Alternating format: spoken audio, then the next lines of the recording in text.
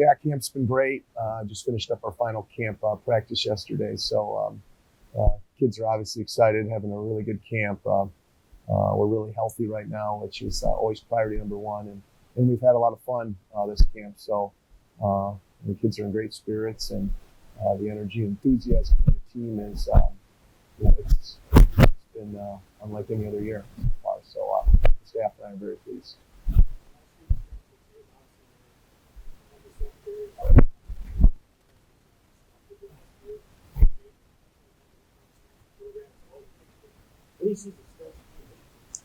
Yeah, it's a lot of those same things. Obviously, our secondary, I think, is the strength of our football team. We got 5 seniors, and then Mikey Woolridge is a 2-year starter who's a junior who's back, and so we got 6 veterans in the secondary, so we got a lot of depth there. And then we're very deep up front on the defensive line. So definitely very excited about the defense. They performed very well in camp. It's made it difficult on the offense, but probably the most improved area of the football team is the offensive line. So those guys did a really nice job. We developed a lot of depth there. I feel like we can roll 9 or 10 guys and be very confident in doing so. And so that's been very encouraging to see. And then it's just a battle at a lot of positions here. This is the most depth we've had here. There's 4 or 5 running backs battling it out. There's four quarterbacks that are battling out, and I mean, all these guys are good. They can all play. And so the competition has been outstanding, and that's really helped make us a better football team. Yeah, Marvin White was the heart and soul of our team last year. Marvin was great. But really, that's probably one of the biggest areas of growth has been leadership. And, we've developed unit leaders, and there's 20 guys that have taken on significant leadership roles within their position group. And so there's almost like there's 20 Marvin Whites out there. So there's just a lot of voices in a positive way that are leading. And so, we got 15 seniors and 14 juniors. So, we got 29 guys that were a part of last year's team, and that really did a nice job throughout the winter, spring ball, and then in summer. So I feel really good about the leadership and the direction that we're headed going into week 1. Do you expect that same type of Heck yeah, I do. So yeah, Connor's back. Excited about Connor. Obviously, we feel like he's one of the best kickers in the country, and so you start talking about playing great defense, having a strong kicking game, and then having a really good offensive line. That's the recipe for success. So we're definitely really fired up about what we got cooking here, and excited to get out there here in a week.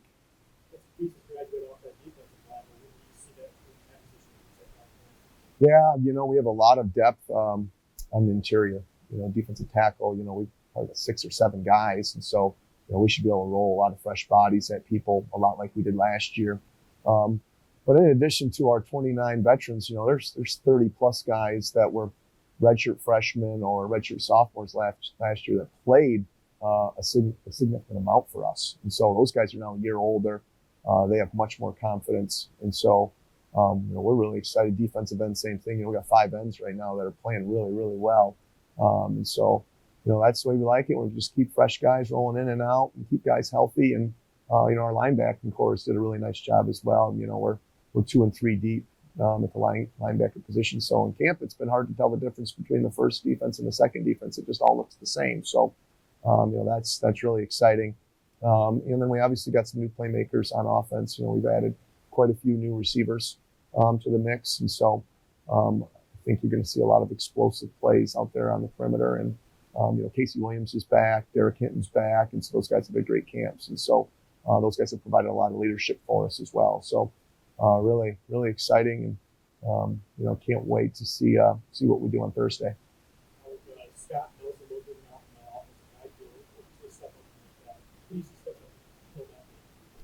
Yeah, Tyler Amos played last year.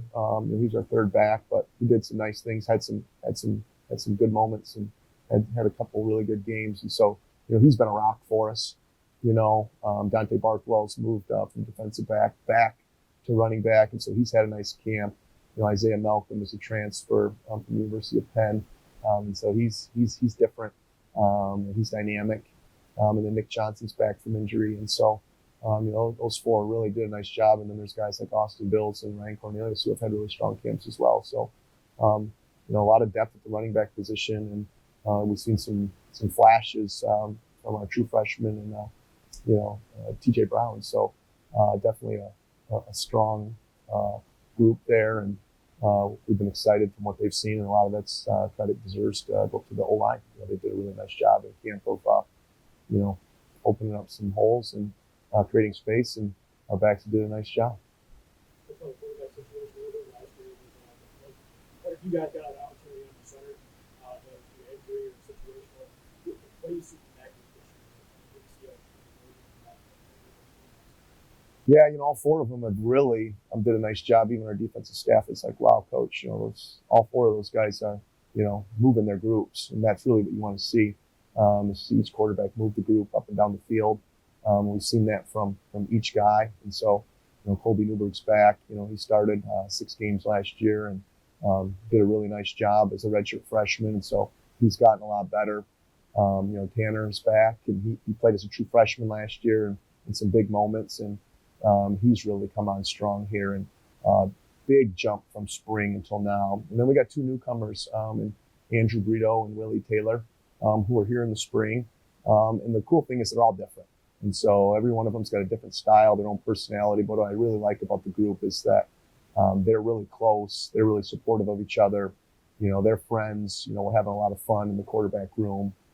They're very encouraging to each other at practice. And so it's just been really cool. Our guys have got a team first attitude, and that's what it takes. And, last year we played 3 quarterbacks, and, I know Wayne State played 3 quarterbacks, and Fair State played 3 quarterbacks, and Grand Valley played 2 quarterbacks. And so, you gotta have guys ready, and so, we've had a model here in the spring and fall camp where we've given everybody equal reps here, and we're trying to develop all 4 of them. And so I feel very good about all 4 of those guys going into week 1. Scheduling jobs that you need favors again this year. Obviously, a new team you have to say out there who played before West Virginia and first week. A tough matchup with Bowie State two at home. Tough matchup with Michigan Tech, and obviously you open up here and play with two of the bigger teams in the conference, Grand Valley and Fair State. What do you see on this schedule, and how is that set out? How are you going to adapt to this? Yeah, we're excited because we got 6 home games, and so we know year in and year out that we're going to have one of the toughest schedules in the GLIACs, arguably the best Division II football conference in the country. And so obviously we have 2 very tough non-league opponents with Bowie State, who's preseason 6 and 7 and 8 in different polls, and they've been really good. They finished in the final 8 last year, so they're coming to town. We had a battle with them last year, and really we felt like we let that one slip through our fingers. So our kids are excited for the rematch there.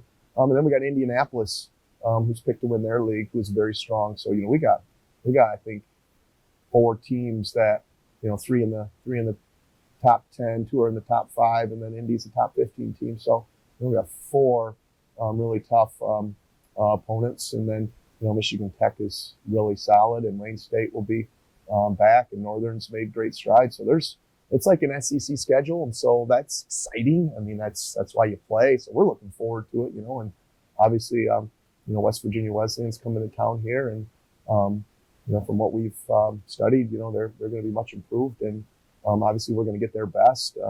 Everybody in week 1 has a lot of hope and feels good about their season and feel good about their camp. And so, we're just going to focus on taking them one at a time, and really more than anything, it's just all about us. And so, last year was, I thought, a big year because we really learned how to handle adversity and bounce back. And we also, I think, it gave us a lot of confidence, in some of the games that we won and some of the games that we may have just missed by a little bit. And I think our kids really now have that belief and that confidence that, we're ready to take the next step. And so you can feel that with their energy and with their enthusiasm, with the confidence that they display. We don't have a lot of energy vampires here. I mean, our culture is better than it's ever been.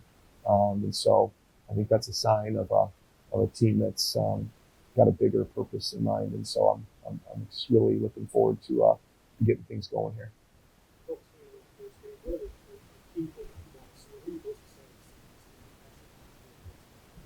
I'm excited to see our defense, honestly, because I feel like I've had them. They probably feel like I've handcuffed them all camp, and so we've really tried to take care of each other so we can stay healthy and be really smart. And the players have did an outstanding job, following the plan from the coaching staff. And so I'm excited to see the defense. I think they're going to be really exciting to watch.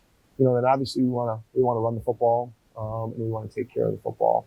But I also think we're going to be vastly improved on special teams. Our depth on special teams. We've had 3 really good recruiting classes here, and we did a good job retaining those players and developing those players. And now it's a lot of those players' turns, and so a lot of guys are taking on a new role and taking a step forward in our program. And so, I think my special teams coordinator is really excited about the depth that we have on all of our special teams units. So, we're looking to get out there and play good, clean football in week 1.